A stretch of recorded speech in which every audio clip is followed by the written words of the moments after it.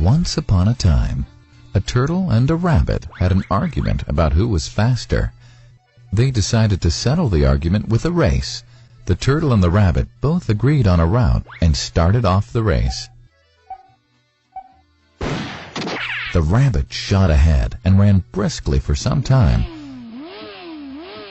Then, seeing he was far ahead of the turtle, he thought he'd sit under a tree for some time and relax before continuing the race. He sat under the tree and soon fell asleep. The turtle, plodding on, overtook him and soon finished the race, emerging as the undisputed champ. The rabbit woke up and realized that he'd lost the race. The moral of the story is that slow and steady wins the race.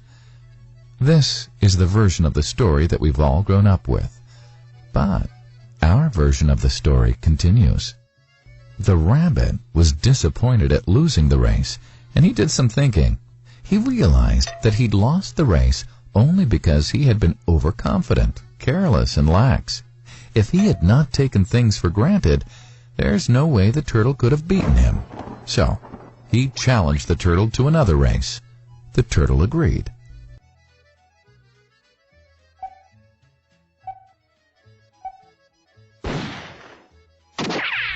This time, the rabbit went all out and ran without stopping from start to finish. He won by several miles. The moral of the story?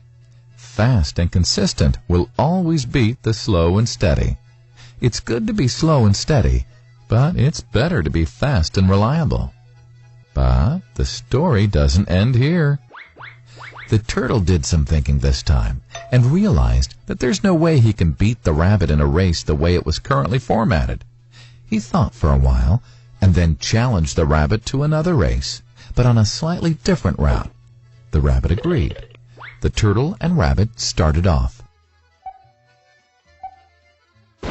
In keeping with his self-made commitment to be consistently fast, the rabbit took off and ran at top speed until he came to a broad river. The finishing line was a couple of kilometers on the other side of the river. The rabbit sat there, wondering what to do.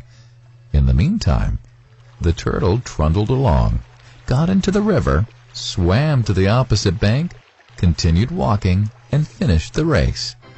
The moral of the story? First, identify your core competency, and then change the playing field to suit your core competency. The story still hasn't ended.